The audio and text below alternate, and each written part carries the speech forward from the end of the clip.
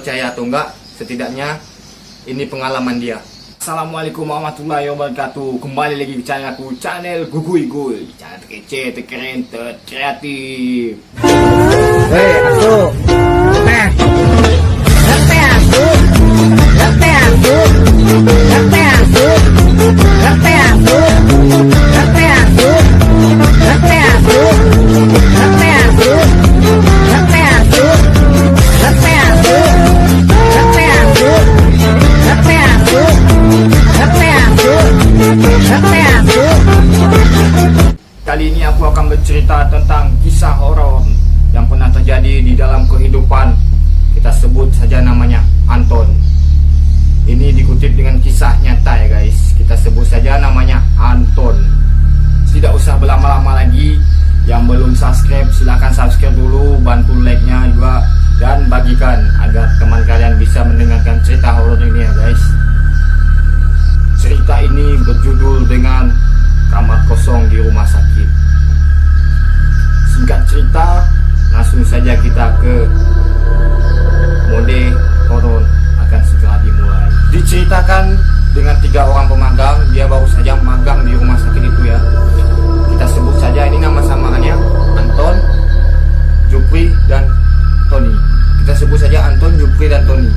Pada saat itu dia terkena jaga shift malam. Dan pada suatu saat ada seorang seniornya menghampiri mereka bertiga tadi. Dan mereka pun berbincang. Dengar-dengar kamu udah masuk shift malam ya? Oh iya, kami malam ini jaga bertiga. Bagus. Saya cuma mau berpesan sama kalian bertiga.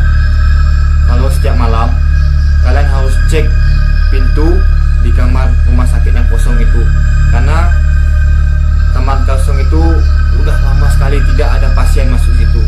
Rencananya di situ kami akan buat gudang untuk barang-barang yang sudah nggak pakai lagi.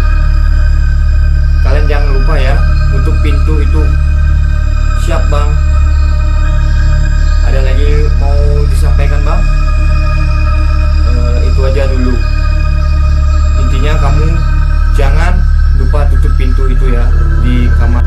Singkat cerita, malam pun sudah tiba. Mereka pun bertugas masing-masing dan berbincang. Anton, kamu jaga di sebelah kanan ya. Jupri jaga di sebelah kiri. Dan aku jaga di yang bagian depan. Tapi di sini pos kita ngumpul ya. Kalau ada apa-apa kita harus ngumpul ke sini. Siap, aku akan jaga di sebelah kanan. Jupri akan jaga di sebelah kiri. Kamu jaga di sini aja, atau jaga di bagian depan. Dan mereka pun sepakat sudah membagi. Dari jam 8 sampai jam ke-12 malam tidak terjadi apa-apa, masih berjalan normal. Tak lama kemudian ada sebuah kamar yang berbunyi alarm atau tombol minta bantuan di bagian sebelah kanan. Dan mereka pun berkata, Anton, itu tugas kamu Anton. Sebaiknya kamu ngecek di bagian kanan sana. Siap. Anton pun langsung bergegas pergi ke kamar tersebut. Dengan rasa panik dia ingin mengetahui apa pasien itu benar-benar darurat minta pertolongannya. Dan Anton pun langsung menghampiri kamar tersebut.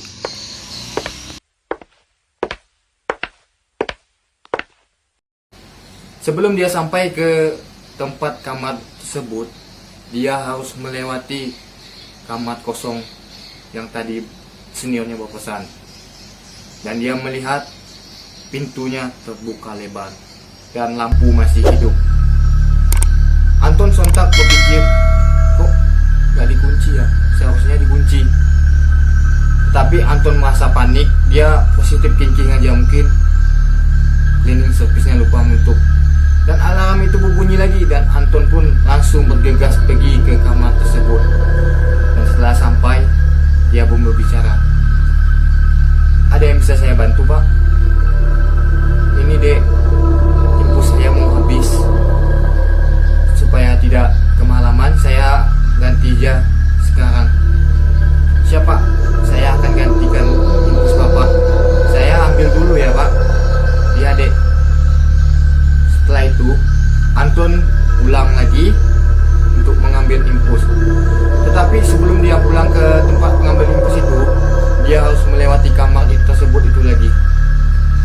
dia lewat, tiba-tiba dia melihat kamar itu masih terbuka dan ada kursi di kamar tersebut. Awal cerita tadi tidak ada kursi, dan setelah dia pulang dia melihat kursi yang menghadap jendela. Anton masih berpikir positif, oh mungkin ini cleaning service yang memindahkan kursi itu. Anton langsung bergegas mengambil infus tadi. Setelah dia mengambil infus tadi, dia kembali lagi ke kamar pasien tadi. Dia melewati kamar kosong tersebut dan dia pun melihat lagi, sontak dia melihat ke bagian kamar kosong itu, dan dia melihat kursi yang berada di jendela tadi tersebut sudah berpindah ke sebelah kiri. Di saat itu Anton masih positif thinking aja. Dia mungkin cleaning service-nya pindahkan, dan Anton langsung bergegas lagi menghampiri pasien tersebut, dan dia pun berkata, "Pak, ini infusnya saya ganti dulu ya." "Iya dek, terima kasih ya udah membantu." "Ini memang tugas saya Pak." Tak lama kemudian infus itu pun udah dipasang, dan Anton berbicara lagi sama bapak itu, "Pak, ada yang bisa saya bantu lagi Pak?" "Oh enggak ada dek, cuma ini aja. Nanti kalau misal ada apa-apa bapak pijat aja lagi, saya akan segera datang Pak." "Terima kasih ya dek, sudah membantu." "Sama-sama Pak." Dan setelah itu mereka berbincang. Anton pun keluar dari kamar pasien tadi. Dia mau menuju ke pos tempat beradanya si Anton dan si Jupri. Sebelum dia pulang ke pos itu, dia melewati kamar itu tersebut, dan pintunya pun masih terbuka lebar. Anton sontak melihat sudah kursinya udah menghadap ke bagian pintu. Anton kaget. Di kursi itu ada juga yang duduki. Sontak Anton terdiam, melihat ke bagian depan, melihat sosok makhluk itu. Badannya gempal dan wajahnya agak sedikit hancur. Anton sontak terdiam dan meram sambil membaca ayat suci Al-Quran yang dia bisa. Setelah Anton meram membaca sambil komat kamit baca doa yang dia bisa, setelah dia buka mata lagi, langsung hilang. Bayangan itu pun langsung hilang. Anton sontak langsung pergi ke pos tadi.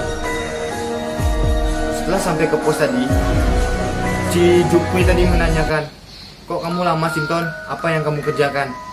"Enggak kok, cuman ganti infus." "Hah? Ganti infus? Tahu saya infus kan kalau digantikan cuma sebentar, kok kamu bisa lama?"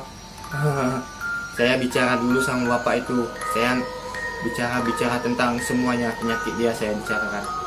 Di dalam hati Anton, dia kalau bicara tentang sosok makhluk tadi, mungkin kawannya bakalan takut. Anton biasa seperti itu, dia pendam aja. Setelah itu tak lama kemudian si Tony melihat wajah Anton sedikit pucat, dan dia pun bertanya, "Ton, kok aja kamu pucat?" "Ah enggak kok, cuma kecapean mungkin." Anton kekeh sekali tidak mau bercerita tentang apa yang dia lihat. Singkat cerita, pagi pun sudah datang, dan mereka pun bergegas untuk pulang karena sip malamnya udah selesai. Setelah jam 8 pagi, sang senior tadi datang menghampiri mereka bertiga ke pos itu. "Bagaimana jaga malamnya? Aman kan?" "Aman kok bang, kami nggak ada gejala." "Ah masa? Pasien nggak ada yang rewel gitu?" "Enggak kok bang, cuman kami jaga di sini. Tetapi si Anton ada pasien yang dia rawat di bagian ujung sana sebelah kanan tadi bang." Dan saat itu Anton pun dipanggil ke ruangan senior tadi, dan mereka bercerita, "Anton, gimana malam tadi? Aman?" Sang Anton ini pun tidak mau bercerita sedikit pun sama siapapun, tetapi seniornya bakalan tahu dia ada melihat sesuatu di kamar kosong tersebut. Awalnya sih Anton tidak mau bicara. Akhirnya